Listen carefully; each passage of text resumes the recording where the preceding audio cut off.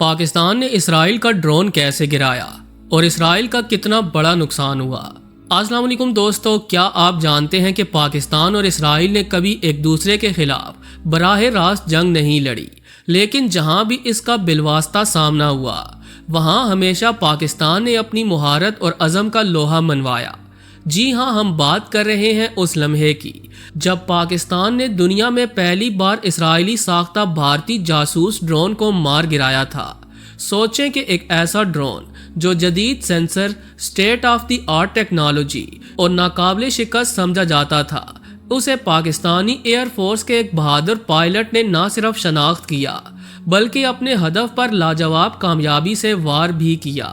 لیکن سوال یہ ہے کہ پاکستان نے اسرائیل کا ڈرون کیسے گرایا اور پھر اس کی ساری ٹیکنالوجی کیسے حاصل کر لی؟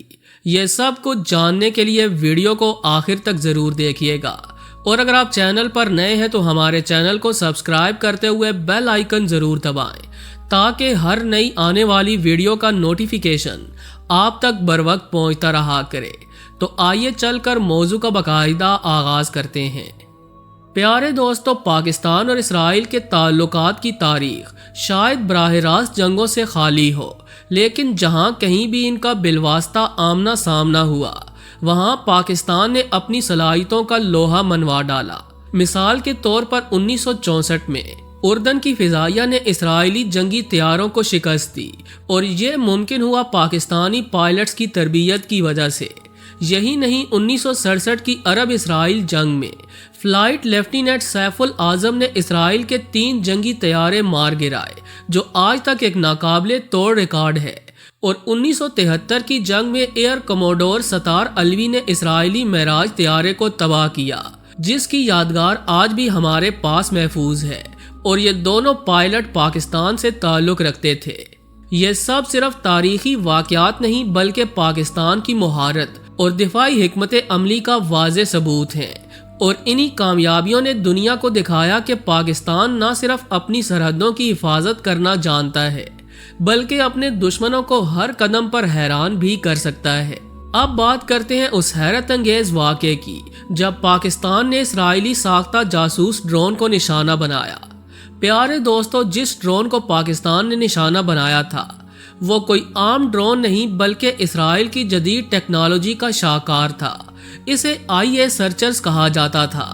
اس ڈرون کو اسرائیل نے اپنی پچھلی جنریشن کے ڈرونز کو تبدیل کرنے کے لیے تیار کیا تھا، اور اسے دنیا بھر میں جاسوسی کے لیے بہترین سمجھا جاتا تھا۔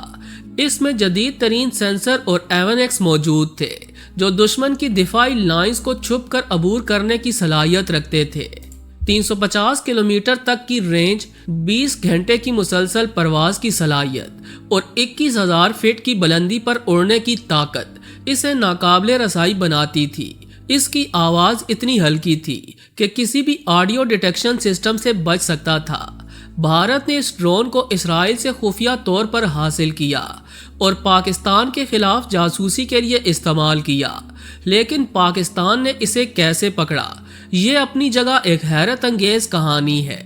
پیارے دوستو، یہ ڈرون لائن آف کنٹرول کے قریب جاسوسی کرتے ہوئے پاکستان کی نظروں میں آیا۔ دشمن کو شاید یہ گمان تھا کہ اس ٹیکنالوجی کو شناخت کرنا اور گرانا کسی کے بس کی بات نہیں، لیکن وہ شاید پاکستان کی دفاعی حکمت عملی کو کم سمجھ رہا تھا۔ یہ دراصل 2002 کی بات ہے جب پاکستان اور بھارت کے درمیان حالات کشیدہ تھے اور کسی بھی وقت جنگ چھڑنے کا خدشہ تھا۔ ایسے میں بھارت نے اسرائیلی ساختہ AI سرچرز جاسوس ڈرون کو پاکستان کی سرزمین کی جاسوسی کے لیے روانہ کیا۔ یہ ڈرون قصور کے قریب لائن آف کنٹرول پر پاکستان کے اہم فوجی اثاثوں کی جاسوسی کر رہا تھا، لیکن دشمن کو یہ اندازہ نہیں تھا کہ پاکستان کی فضائیہ نہایت چوکس ہے۔ پاکستان کی موبائل آبزرویشن یونٹ نے اس ڈرون کی موجودگی کا پتہ لگایا اور فوری طور پر اسے روکنے کے لیے اقدامات کیے گئے۔ یہ اہم ذمہ داری سونپی گئی اسکواڈرن لیڈر ذوالفقار کو، جو F-16 فائٹر جیٹ اڑا رہے تھے۔ اپنے طیارے کی مہارت کے ساتھ ذوالفقار نے نہ صرف ڈرون کی لوکیشن کو کامیابی سے ٹریس کیا بلکہ 13,000 فٹ کی بلندی پر اس پر سائیڈ وائنڈر میزائل سے وار کر دیا۔ یہ کوئی معمولی کام نہیں تھا، یہ ڈرون جو state of the art technology سے لیس تھا، جسے اس وقت دنیا کے کسی بھی ملک نے تباہ نہیں کیا تھا، لیکن اسکواڈرن لیڈر ذوالفقار کی مہارت اور پاکستانی فضائیہ کی حکمت عملی نے اسے زمین پر لا گرایا۔ ڈرون کے ملبے کو چکلالہ ایئر بیس لے جایا گیا، جہاں تجزیے کے دوران ایک حیران کن حقیقت سامنے آئی۔ ڈرون پر بھارتی نشان موجود نہیں تھا، بلکہ اسرائیلی نشان درج تھا، جس کا مطلب تھا کہ اسرائیلی آپریٹرز براہ راست اس ڈرون کو چلا رہے تھے۔ یہ نہ صرف بھارت کے ساتھ اسرائیل کی شراکت داری کو ظاہر کرتا تھا، بلکہ اس بات کا ثبوت تھا کہ اسرائیل خود بھی پاکستان کے خلاف جاسوسی میں ملوث تھا۔ یہ انکشاف نہ صرف پاکستان کے لیے ایک بڑی دفاعی کامیابی تھی، بلکہ دنیا کے لیے بھی ایک بہت بڑا سبق تھا۔